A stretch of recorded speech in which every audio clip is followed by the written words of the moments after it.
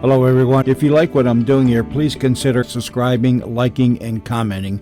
It would really help the channel out quite a bit. Thank you very much. Almost all the shows that you hear on this channel were produced around 60 to 90 years ago. It was a different time and a different era. Stereotypical portrayals and comments were the norm back then. Many old-time radio shows contained some material that today some would find objectable in some fashion. This is history, and this was the way it was.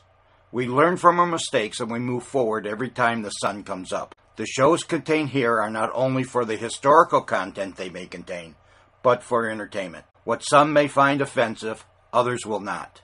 If you find you are easily triggered by stereotypical portrayals or comments, I suggest you immediately stop listening, unsubscribe, and find other avenues of entertainment.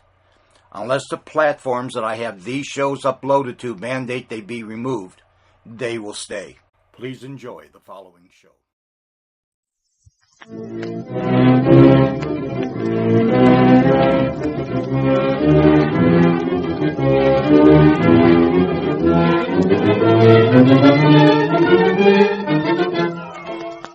The most delightfully fascinating character in the realms of mystery, Charlie Chan.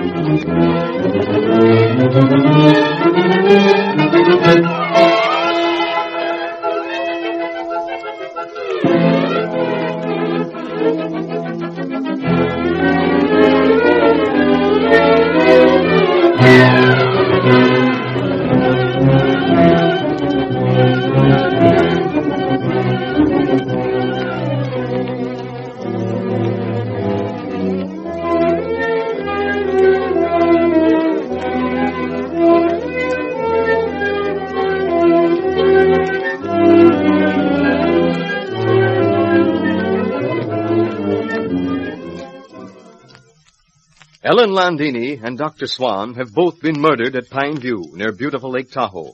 And Charlie Chan, a house guest at the time of the murders, finds himself facing the most difficult problem of his career. To find the murderer of Swan is to find the murderer of Landini. And the findings to the present seem to resolve themselves to discovering who had the key to the house in which Swan was murdered. Ah Sing, the aged Chinese servant, according to the owner of the house, was in charge of that key. And we find Charlie Chan and Sheriff Don Holt in the kitchen at Pine View questioning Ah Sing. So, Sing, key is no longer in customary place, huh?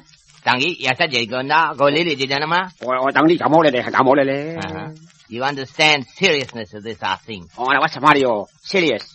Now that key get, key all the same in plenty got hardware store. Ah Sing, man who owns that house say that you have key. That key, Ah Sing, which was used to open house last night. House in which we find Dr. Swan murdered. Hi. You think me killing Dr. Swan? You're crazy. You all the same a very poor policeman. You're not gonna find a murderer. You all the time on the pick on Ah Sing. Ah Sing no killing nobody. Ah Sing? Oh, you wait a minute. Ah Sing no finish. What you think of me killing Mr. Landini, huh? Because she send me kitchen blanket? Oh, maybe you think of Dr. Swan. He speak the same. Send Ah Sing for blanket. There is a time to be humorous. There is a time to be serious. This is time to be serious. Sure. Plenty other men know which key for house.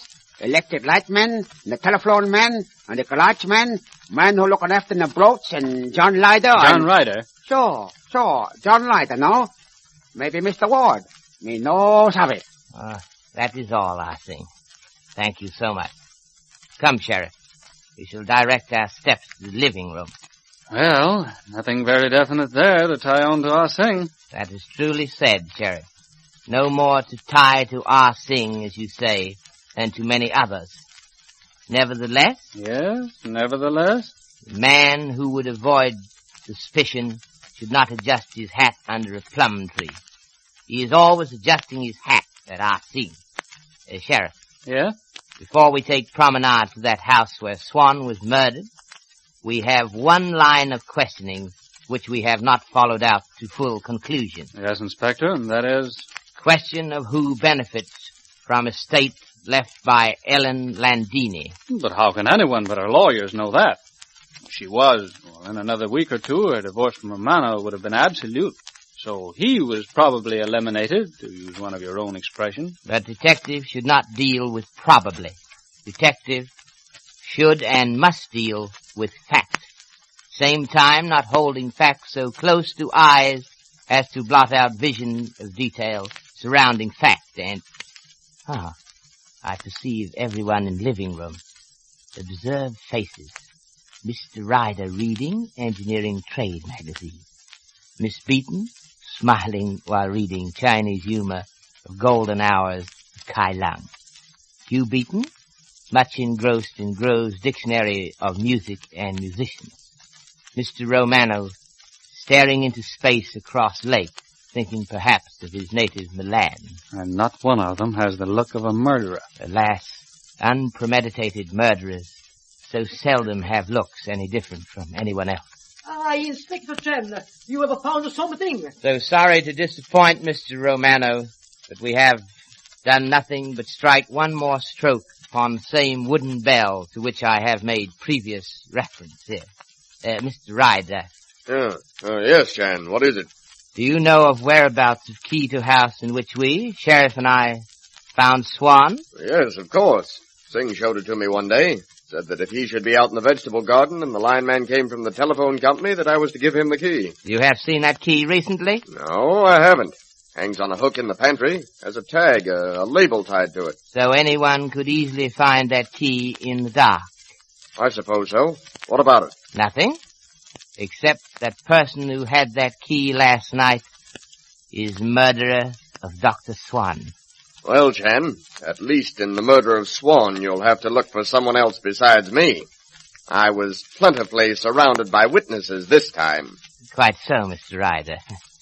Oh, one little question before we, Miss Beaton, and Sheriff and I take walk. Yes? So sorry, Mr. Ryder, but this time question directed to Mr. Romano. Yes, Inspector, what is it? You were still husband of Madame Landini, at least for 2 weeks more. As such, will you inherit any property she may have? Alas, no. No? For what reason, Mr. Romano? At the time a settlement was drawn up, that settlement which she so cruelly ignored, she tell me, Louis, I make a new will. I say that is to be expected, since we enter into agreement about the settlement. She told you who was to be beneficiary? But certainly it was no secret. She said, Louis, I make it a new will in favor of my future husband, Mr. Hugh Beaton. You, Mr. Beaton, knew of this? Yes. Yes, Ellen told me about it. Naturally, I didn't want her to do it. Do you know whether or not that will was ever drawn up? She told me one day that it had been drawn up. Signed, too, I suppose. I didn't ask any questions. I hated the whole idea. You, Miss Beaton? You knew of that will? You had heard of it? Yes, I had. But I paid no attention. It didn't matter. Alas, things of such nature seldom do matter to principals involved. But to other persons, they present different appearance. Explain yourself, please, Inspector. To police called in to solve brutal killings, your being beneficiary under murdered woman's will would lead to your immediate arrest. Is that not so, Sheriff? Pretty sure, too, yes. Although, well, I don't place any stock in it myself, and, well, I don't believe Inspector Chan does either. Sheriff is quite correct. So, since we, both of us, are neglectful of routine duty in this case, please, is it agreed that questioning along these lines is forgotten? Yes, Inspector Chen. Certainly. Mr. Ryder, Mr. Romano. Personally, I didn't hear a thing. I do not think Mr. Beaton killed Landini, so I agree. Thank you, Romano. Oh, it is nothing. We have a bond of sympathy. We both love Ellen Landini. For time, I hate you. I despise you. I admit it. Oh, but that is gone fast. You will shake hands, huh? Yes, of course, certainly. You are ready to accompany us, Miss Beaton? Yes, quite. Very well. If any other would care to accompany us, For myself, I think if Mr. Beaton feels able, I shall play piano for Mr. Beaton to sing. It is not good to get out of practice. I, Romano, always demand my pupils' strict attention to hours of practice. Oh, try it, Huey. It may help you to forget. Perhaps. I'll see Leslie. Mr. Ryder? Thanks, Chan. But I'm going for a walk with Dudley in a few minutes. He's out at the garage having Ireland do something to one of the cars. Very good. Come, Sheriff. Miss Beaton? Yes, Inspector. We shall pick up coats and dress appropriately for inclement weather. Here you are, Leslie. I'll help you on with your coat. Thank you, Sheriff. Got everything, Mr. Chan? I'll close this closet door. Someone's liable to bang into it. Somewhat different this weather from your native Honolulu, Mr. Chan. Yes. We have rain in Honolulu too, Miss Beaton. But we do not think of it. We call it liquid sunshine. Result of that is that no one pays slightest attention to rain, except that out of respect for its ability to start without warning. We all carry Japanese paper umbrella. Too bad that people couldn't feel the same way about other things. I mean, the idea of calling rain liquid sunshine. Indeed, yes, Sheriff. Well is it said that man's innermost satisfaction can build castles beautiful and lasting beyond the dream of any architect. Thinking so makes it so. Tell us something of Hawaii, Inspector. Alas, that is beyond my powers as poet. I am good detective, or am I good detective? I think not. If progress in this case is to be used as unit of measurement. I can, though, recall words of various visitors describing Hawaii. Favorite child of nature, born of southern breeze, cradled in laughing seas, with lunar rainbow for christening robe, and moon for godmother. But now, sterner duties await. I see we reached the house. You do not have to come upstairs unless you wish, Miss Beaton. On second thought, better the sheriff stay with you. I will go alone. Okay, Inspector. I do wish this thing were cleared up. For your sake as well as all of us. Taking a leaf from Chan's book, I say I don't count.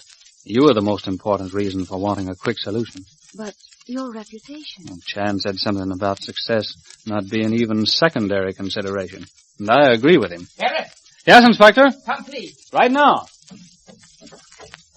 What is it? Look, on balcony. You see what? Why, nothing. That black hole in snow? What caused it, you think? I don't know. I haven't any idea. I have. And I fervently hope that I'm right. Fervently hope that this is crucial blunder that every criminal makes sooner or later. I remove coat before plunging arm into hole in snow. You found something? Indeed, yes. Man who buries treasure in snow forgets that summer is coming. I have found revolver with which Dr. Swan was killed. Charlie Chan's prediction that sooner or later a criminal makes that mistake which leads to his undoing is startlingly fulfilled. Who knows where this piece of evidence may lead? After your sponsor's message, Inspector Chan will be with us again.